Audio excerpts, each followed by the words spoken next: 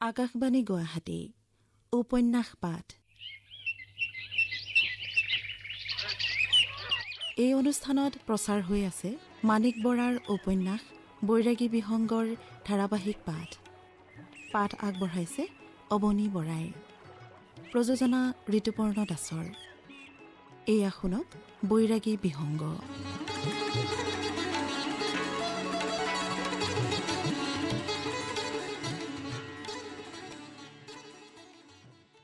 নগা পৰ্বতৰ নামনি অঞ্চলৰ পৰা আৰম্ভ কৰি ব্ৰহ্মপুত্ৰৰ পাৰলৈকে বিস্তৃত হৈ থকা বিশাল অৰণ্যভূমি এক সেউজ সমুদ্ৰৰ দৰে অসম ভূমিৰ অন্তৰস্থলত প্ৰাগৈতিহাসিক কোনো এক যুগৰ পৰাই স্থিত হৈ আছে।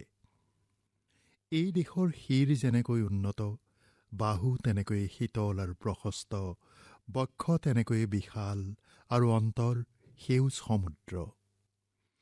সেই দেশৰ মনত সংকীৰ্ণতাৰ স্থান নাই। এই দেশে বিভিন্ন জাতি উপজাতিক স্থান দিছে আৰু তেনেকৈ পৃথিৱীৰ প্ৰায় সকলো জাতিৰ জীৱ জন্তু পশুপক্ষী এই দেশত সৰ্বত্ৰ বিদ্যমান। সমগ্ৰ জীৱজগতক উদাৰ আলিংগনেৰে আশ্ৰয় দিয়া এই দেশ যেন প্ৰিয়তমা পৃথিৱীৰ এক নিৰাময় প্ৰান্তৰ। আমাৰ লগৰ যাযাবৰী পক্ষীদলৰ সকলোৱে এতিয়া প্ৰাণ উচ্ছল হৈ সেউজ বনত আৰাও কৰি ফুৰিছে। বন গহনত সিহঁতৰ বাবে এতিয়া প্ৰচুৰ খাদ্য। প্ৰতিটো পক্ষীয়ে মুক্ত বিহংগৰ গৌৰৱ প্ৰমাণ কৰিবলৈ যেন উদ্যত হৈ পৰিছে। এই কাজিৰঙা আদিম অৰণ্য। বাঘ, ভালুক, হস্তী, মহিষ আৰু জাকে জাকে মৃগদল, তাৰ উপৰি পৃথিৱীৰ অন্যত্ৰ বিৰল এক খৰ্গৰ বিশাল প্ৰাণী গঁড় এই অৰণ্যত সৰ্বত্ৰ বিৰাজ কৰিছে। বান্দৰ বাহিনীয়ে ডালে ডালে, পক্ষী দলে পাতে পাতে, হস্তী মহিষ দলে ভূমিৰ ওপৰত অৱস্থান কৰি সেউজ সমুদ্ৰত যেন সাম্ৰাজ্য গঢ়িছে। আমাৰ পক্ষী দলটো এতিয়া বহুত সৰু হৈ গৈছে। দলৰ বহুতো পক্ষী আগতেই থাকি আহিছিল। বাকীখিনিৰ প্ৰায় সকলোৱেই এতিয়া দক্ষিণৰ ফালৰ অৰণ্যলৈ উৰি কণী পাৰিবলৈ গৈছে। কোনো কোনোৱে প্ৰথম কণী পৰাৰ সময় হোৱাৰ আনন্দত নীল আকাশবক্ষত জোৰে জোৰে কলধ্বনি কৰি ফুৰিছে। এতিয়া মোৰ লগত কেৱল এঠিঙীয়াটো, ধনেশটো, হলৌটো, হালধীয়াটো আৰু টিপটিপিটোহে আছেগৈ। সিহঁতক বহু চেষ্টা কৰিও মই জোৰ পাতিবলৈ বাধ্য কৰাব নোৱাৰিলোঁ। মোৰ বাবেই সিহঁতো বৈৰাগী হোৱা বাবে মোৰ দুখ লাগিছে। সিহঁতে মোক ভাল পোৱাৰ বাবেই পক্ষী সমাজৰ আটাইতকৈ প্ৰধান তাৰণা প্ৰজননো ত্যাগ কৰিছে। সিহঁতৰ প্ৰেম আৰু মোৰ অপৰাধবোৰ মিশ্ৰিত হৈ দুই চকুৰে দুধাৰ পানী বৈ আহি ঠোঁটৰ ওপৰত পৰিছেহি। বৈৰাগী মামা, তুমি কান্দিছা কিয়? আশ্চৰ্য হৈ এঠিঙীয়াটোৱে কোৱাৰ লগে লগে বাকীকেইটাই চক খাই মোলৈ চালে। নাই নাই, মই কান্দিম কিয়? মোৰ কথাত বিশ্বাস নকৰি কেওটাই মোক চাৰিওফালে ঘেৰি ধৰিলেহি। মই এনেয়ে ঠোঁটটো জোকাৰি ললোঁ। আমাৰ চৰাইবোৰৰ এইটোৱেই বিপদ। চকুৰ পানী লুকুৱাব নোৱাৰি। সৰু সৰু পাখিবোৰত দাগ হৈ ৰৈ যায়। বৈৰাগী মামা, তুমি কথা লুকুৱাইছা। আমাক তুমি ক'বই লাগিব। তুমি কিয় কান্দিছা? তুমি কি নাজানা, তোমাৰ এটোপা চকুৰ পানীতকৈ আমাৰ জীৱনটোও ডাঙৰ নহয়। কোৱা বৈৰাগী মামা, তোমাৰ দুখ দূৰ কৰিবলৈ আমি জীৱন দিও চেষ্টা কৰিম। খঙালটোৱে কোৱাৰ লগে লগেই বাকীকেইটাই চিঞৰি উঠিল। তহঁতৰ সেই মৰমেই মোক কন্দুৱাইছে। তহঁতে জোৰ পাতি বাঁহ সাজিম বুলি মোক কথা দে। মোৰ আৰু কোনোদিন দুখ নহ'ব। মোৰ কথা শুনাৰ লগে লগে সিহঁতে চিঞৰ বাখৰ কৰি উঠিল। এঠেঙীয়াটোৱে জাপ মাৰি আহি মোৰ ডেউকাৰ তলত খুটখুটাই দিলেহি। সেই কথা। তোমাৰ আৰু আন কথা নাই বৈৰাগী মামা? কিছুদিনৰ পৰা তুমি একেটা কথাকে কৈ আছা কিয়? আমাৰ এই পৰিয়াল আৰু বেলেগ পৰিয়ালৰ কোনো প্ৰয়োজন নাই। মই সিহঁতৰ উৎপাতত তত নেপাই সিহঁতৰ মাজৰ পৰা উৰি আঁতৰি আহিবলৈ বাধ্য হলোঁ। কিমান দিন আগতে মনতেই নপৰে। এনে এটা দিনতেই ব্ৰহ্মপুত্ৰ নদীৰ পাৰত নিৰ্জন গহন বনত ডিম্বাধাৰ ফাটি মূৰ উলিয়াই দেখিছিলোঁ মাতৃপিতৃৰ কৰুণ দৃষ্টি। আগন্তুক মই, অপূৰ্ণ আগন্তুক। একেলগে ডেউকাৰ তলত উমনি দিয়া বহু আকাংক্ষিত দুটি ডিম্বৰ এটি নষ্ট হৈ গৈছে। সাধনাৰ অৰ্ধসিদ্ধিময়, বিষণ্ণতাৰ সন্মুখত দ্বিজময়। জীৱনৰ প্ৰথম অভিজ্ঞতা দৃশ্যমান কৰুণতা। অন্তঃস্ৰোত নিসংগতাৰে কৈশোৰ উত্তৰণ কৰি মাতৃপিতৃৰ লগত উৰি গৈছিলোঁ মহাবাহুৰ ওপৰে ওপৰে গ্ৰীষ্ম নিবাস উত্তৰ হিমালয়লৈ। আৰু সেই প্ৰথম বিচিত্ৰ যাত্ৰাৰ মাদকতা হৃদয়ংগম কৰিছিলোঁ বহুতৰ মাজত থাকিও অন্তঃস্ৰোত কৰুণতাৰে।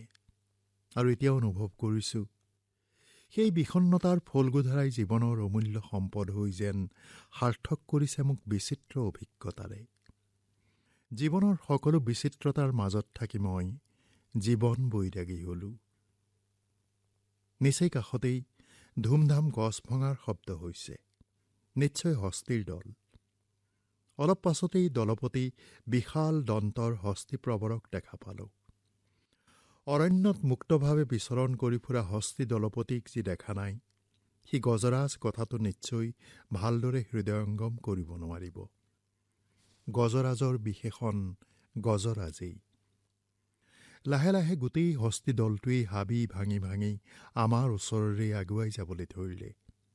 সৰুৱে ডাঙৰে প্ৰায় ১.৫ কুৰিমান হাতীৰ দল। সিহঁতৰ মাজত দুটা নিচেই কেঁচুৱা পোৱালি হাতী। ডাঙৰবোৰে চৰি চৰি গৈ থাকোঁতে কেতিয়াবা কলগছ ফালি মাজৰ কোমল দিলটো উলিয়াই শিশু দুটিৰ মুখত গুজি দিয়ে। চোৱাচোন বৈৰাগী মামা, ইহঁতৰ দলৰ মাজত কিমান প্ৰেম। হালধীয়াটোৱে ক'লে, হেৰা, ইহঁতৰ দলৰ এটাৰ বিপদ হ'লে বাকী সকলোৱে উদ্ধাৰৰ বাবে জীৱনদান দিবলৈও কুণ্ঠাবোধ নকৰে। এক অতি আৱেগপ্ৰৱণ প্ৰাণী। আৱেগপ্ৰৱণ? কেতিয়াবা ইহঁতৰ মাজতো গুণ্ডা প্ৰকৃতিৰ হাতী দেখিবলৈ পোৱা যায়। এই গুণ্ডাবোৰে কেতিয়াবা দলপতিৰ অবাধ্য হ'লে দলপতিয়ে প্ৰয়োজনীয় শাস্তি হিচাপে সিহঁতক দলৰ পৰা বাহিৰ কৰিও দিয়ে।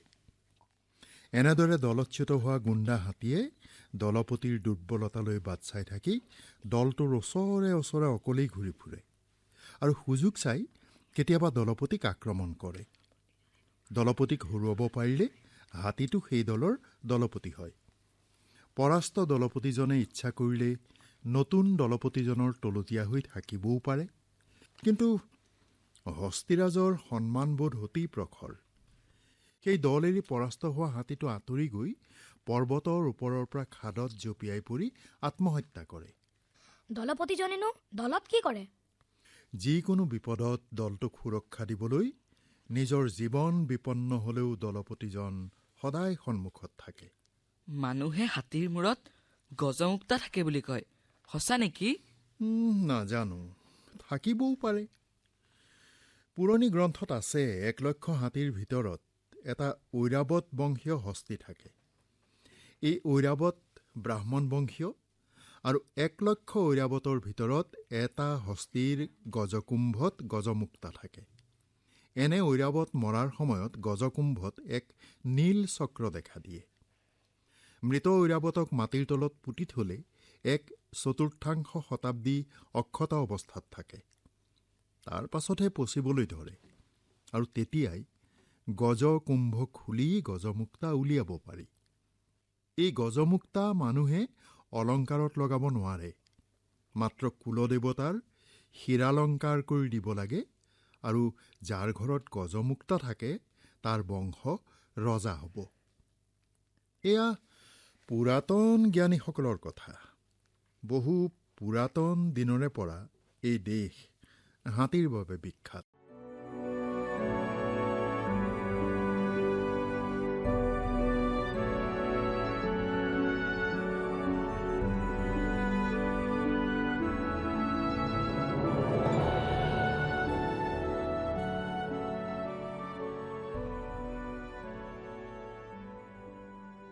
হস্তীদলটো হাবি ভাঙি ভাঙি বহুদূৰ আঁতৰি গৈছিলগৈ। লাহে লাহে অন্ধকাৰ নামি আহিল। অলপ পাছতেই আকাশত চন্দ্ৰ উজ্জ্বল হৈ পৰিল। অৰণ্য মায়াবী হৈ উঠিল। ঘন অৰণ্যৰ তলত টুকুৰা টুকুৰ পোহৰবোৰ জিলমিলাবলৈ ধৰিলে। ওচৰত ধনেশটো আৰু এঠিঙীয়াটোক নেদেখি মই সুধিলোঁ, এই ইহঁত দুটা কলৈ গ'ল? টিপটিপিটোৱে ক'লে, অলপ আগতে হাবিৰ তলে তলে পৰি থকা পোহৰ আৰু আন্ধাৰৰ খণ্ড খণ্ড টুকুৰাবোৰৰ ওপৰে ওপৰে জঁপিয়াই জঁপিয়াই দুটা আঁতৰি গৈছিল। তাৰ কথা শেষ হোৱাৰ লগে লগে দূৰৈৰ জোপোহা এটাৰ তলত ধপধপনি শুনিবলৈ পালোঁ। খৰকৈ গৈ যেতিয়া ওচৰ পালোঁ, তেতিয়া দেখিলোঁ ধনেশটোৱে তাৰ বিশাল ঠোঁটটোৰে খুটি খুটি এটা বনবোনা মাৰি পেলাইছে। পাগলৰ দৰে সি মৃত বনবোনাটোৰ শৰীৰ চিৰাচিৰ কৰি পেলাব লাগিছে। মোৰ ভয় লাগি গ'ল। ধনেশটোক ইমান উন্মত্ত হোৱা মই কোনোদিন দেখা নাই। এনেতে অকণমান দূৰৈত জোপোহাটোৰ আঁৰত চকু পৰি মোৰ গোটেই গাটো চিৰিং কৰি উঠিল। মোৰ লগে লগে বাকীবোৰেও দৃশ্যটো দেখা পাই চিঞৰি উঠিল। তেজেৰে লুতুৰি পুতুৰি হৈ ছিন্ন মুণ্ডেৰে এঠিঙীয়াটো পৰি আছে।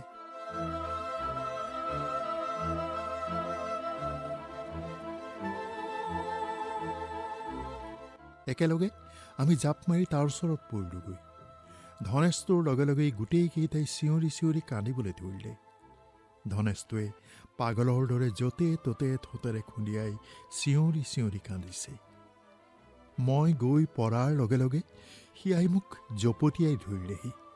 বৈৰাগী মামা, সি কৈছিল সি মৃত্যুলৈ ভয় কৰে আৰু আগতে সিয়ে আমাক এৰি গ'ল। আমাৰ দলত কেইটামানহে আছিলোগৈ। তাৰো এঠিঙীয়াটো মৰিল। বাকীকেইটাই এতিয়া চিৎকাৰ কৰি কান্দিছে। ধনেশটো বোধহয় পাগলেই হৈ যাব। মোৰ বুকুখনো গুমৰি গুমৰি উঠিছে। সকলো দুষ্টামিৰে সিয়েই আছিল দলটোৰ আনন্দৰ উৎস। এঠিঙীয়া তেতুনটো আমাৰ মাজত আজিৰে পৰা আৰু নাই। মই লাহে লাহে তাৰ ক্ষত স্থানবোৰত ঠোঁটেৰে আলফুলে পাখিবোৰ মিলাই দিবলৈ যত্ন কৰিলোঁ। ইতিমধ্যেই পাখিবোৰ তাৰ তেজেৰে চটাচট হৈ পৰিছে। অলপ দূৰতে তাৰ হত্যাকাৰী বনবোনাটোৰ মৃতদেহটোও পৰি আছে। ধনেশটোৰ শৰীৰৰ পৰাও চিৰাচিৰ হৈ তেজ ওলাইছে। তাৰ প্ৰিয় বন্ধু হত্যাকাৰীৰ ওপৰত সমস্ত আক্ৰোশেৰে প্ৰতিশোধ লৈছে সি। তথাপিও সি ক্ষান্ত হোৱা নাই। তাৰ লগত ঘটি অহা পুৰণি খণ্ড খণ্ড কাহিনীবোৰ প্ৰলাপ বকাদি বকি সি য'তে ত'তে খুন্দিয়াই ফুৰিছে। মৰ্মান্তিক বেদনাৰে এঠিঙীয়াটোৰ মৃতদেহটো ঘেৰি ধৰি আমি নিশা প্ৰায় শেষ কৰিলোঁ। হঠাৎ ধনেশটোৱে ক'লে, বৈৰাগী মামা ব'লা, আমি তাৰ দেহটো আমাৰ প্ৰিয় নদী ব্ৰহ্মপুত্ৰত উটুৱাই দিওঁগৈ। অৰণ্যৰ মাজত তাৰ দেহ এইদৰে পচি যাবলৈ এৰি যাব নোৱাৰোঁ। সেয়েই হ'ল। ধনেশটোৱে ঠোঁটেৰে এঠিঙীয়াটোৰ দেহটো আলফুলকৈ তুলি ল'লে আৰু শেষ নিশাৰ অৰণ্যৰ ওপৰত আমি সকলোকেইটাই কৰুণ সমদল কৰি উৰি গ'লোঁ উত্তৰ ফালে। আমি যেতিয়া গৈ ব্ৰহ্মপুত্ৰৰ মাজ বক্ষ পাইছিলোঁ, তেতিয়া নদীৰ বুকুত দিনৰ প্ৰথম সূৰ্যৰ ৰক্তিম ৰঙেৰে নদীৰ পানী জিলমিল কৰিছিল। ধনেশটোৱে মাজ নদীৰ একেবাৰে ওচৰলৈ গৈ তাৰ ঠোঁটৰ পৰা এঠিঙীয়াটোৰ দেহটো পানীত এৰি দিলে। নিমিষতে সোঁতত তাৰ বগা দেহটো কঁপি কঁপি উটি যাবলৈ ধৰিলে। আমি উটি যোৱা দেহটোৰ পিছে পিছে কিছুদূৰ আগুৱাই গ'লোঁ। এনেতে এটা বিশাল পকনীয়াত পৰি দেহটো দুপাকমান চক্ৰাকাৰে ঘূৰি পানীৰ তললৈ পোনে পোনে সোমাই গ'ল। আকৌ এবাৰ দলটোৰ মাজত হাহাকাৰ কান্দোন উঠিল। ধনেশটো কিন্তু এইবাৰ একেবাৰে নিশ্চুপ হৈ ৰ'ল।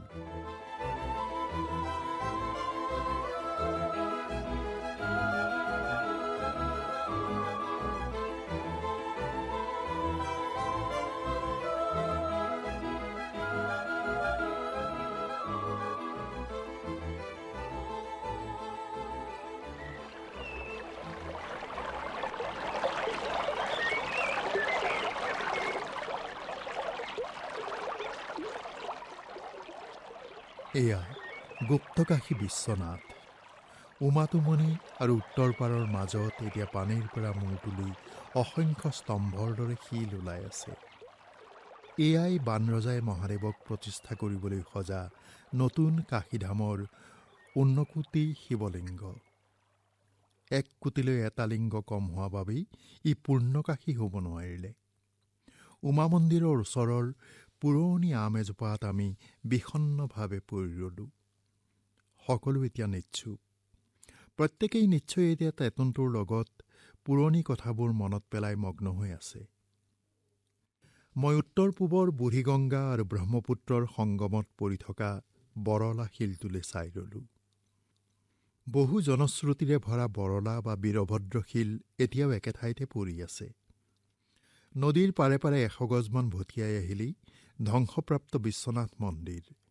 মূল বিশ্বনাথ মন্দিৰ এতিয়া উমাতুমনি আৰু ঘাটৰ মাজৰ 29 লিংগৰ শিলাখণ্ডৰ মাজত।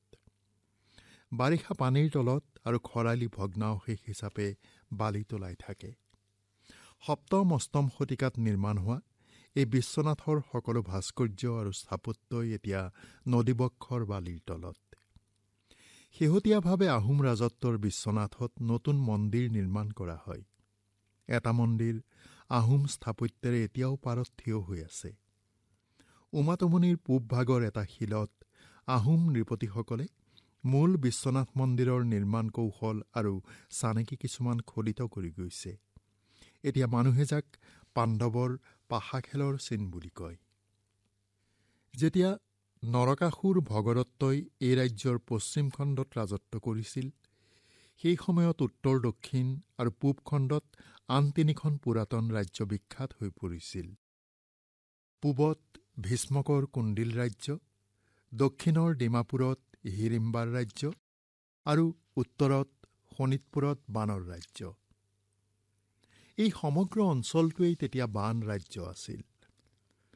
এই ৰাজ্যৰ উত্তৰত জিলিকি থকা সৌ নীল পৰ্বতমালাই আছিল পুৰাণ প্ৰসিদ্ধ বহু ঋষিমুনিৰ আশ্ৰমৰে ভৰা নাটক পৰ্বত। এই নাটক পৰ্বতৰ পৰাই বহুতো সৰু বৰ পুণ্যশল্যা নদী বৈ আহি ব্ৰহ্মপুত্ৰত পৰিছিল। এই ৰাজ্যৰ প্ৰায় সৰ্বত্ৰ বিৰাজমান অসংখ্য খণ্ড খণ্ড ভগ্নস্তূপৰ স্থাপত্যই অতি পুৰাতন সভ্যতাৰ পৰিচয়। বানৰ নাতি ভালুকে ৰাজ্যৰ উত্তৰ অংশ ভালুকপুঙত ৰাজধানী পাতিছিল। তাৰ ভগ্নচিহ্ন এতিয়াও পৰি আছে। অসুৰ বংশৰ পাছতেই 4ৰ্থ শতিকাত বিখ্যাত ৰজা আছিল নাগাক্ষ বা নাগশংকৰ। তেওঁ ৰাজধানী পাতিছিল ইয়াৰ পৰা কেইমাইলমান পূবৰ প্ৰতাপগড়ত। প্ৰতাপগড়ৰ শেষ ৰজা আছিল ৰামচন্দ্ৰ। প্ৰতাপগড়ৰ পৰা বিশ্বনাথ ঘাটৰ বুঢ়ীগংগাৰ ওচৰত আহি যিটো গড় খাবৈ পৰিছেই, সিয়েই বিখ্যাত ভেলালি। এই গড় খাবৈত কোনোদিন পানী হোৱা নাছিল, কিন্তু ৰজাৰ ডিঙা চলিছিল ব্ৰহ্মপুত্ৰলৈ এক আশ্চৰ্যভাৱে। গোটেই গড় খাবৈত সৰিয়হ ছটিয়াই নাও চলিব পৰা কৰি তোলা হৈছিল।